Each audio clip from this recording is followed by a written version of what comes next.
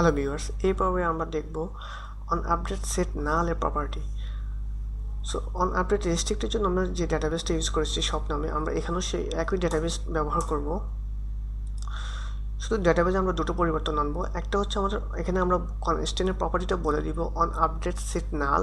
আরেকটি হচ্ছে আমরা এখানে যেখানে ফরেন কিটা রয়েছে সেখানে আমরা অবশ্যই সেটাকে নাল বলে দিব, কেননা যখন আমরা প্রাইমারি কিটা আপডেট করব এখানে একটা নাল ভ্যালু বসে যাবে।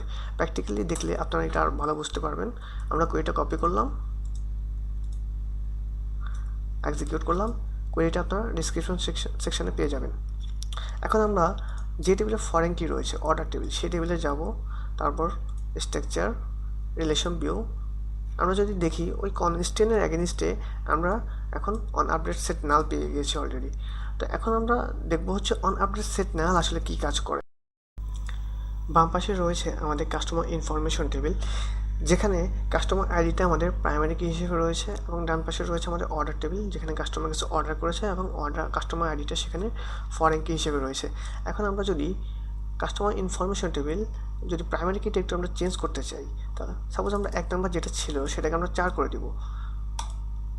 এখন আমরা যদি ফরেন কি টেবিলটাকে একটু রিফ্রেশ দিই, তাহলে আমরা দেখবো যে যেখানে যেখানে 1 নাম্বার ছিল সেখানে আমরা এখন নাল ভ্যালু পাবো, নাল হয়ে গেছে। আমরা যদি আরও একটার জন্য দেখি, সাপোজ 2 নম্বর যেটা ছিল সেটাকে আমরা 7 করে দিলাম। এখন আমরা দেখতে পারবো 2 নম্বর যারা ছিল তারাও নাল হয়ে গেছে। আচ্ছা, এটা তো গেল প্রাইমারি কির জন্য। এখন যদি আমরা ফরেন কির জন্য কিছু চেঞ্জ করতে চাই, তাহলে ফরেন কি আমরা চেঞ্জ করতে পারবো, তবে সেটা আমাদের যেগুলো প্রাইমারি কি রয়েছে অনলি মাত্র সেগুলো আমরা করতে পারবো। যদিও এটা মোটেও কোনো ভালো আইডিয়া না, যাই হোক। আর আপনারা এর বাইরে যদি কিছু চেঞ্জ করতে চান তাহলে আপনারা একটা এরর পাবেন। সাপোজ আমার 8 নাম্বার নামে আমি কিছু একটা চেঞ্জ করতে চাইতেছি, 8 নাম্বার বলে কিছু আমার প্রাইমারি কি টেবিলে নেই টোটালি, সো আমি একটা এরর পাবো।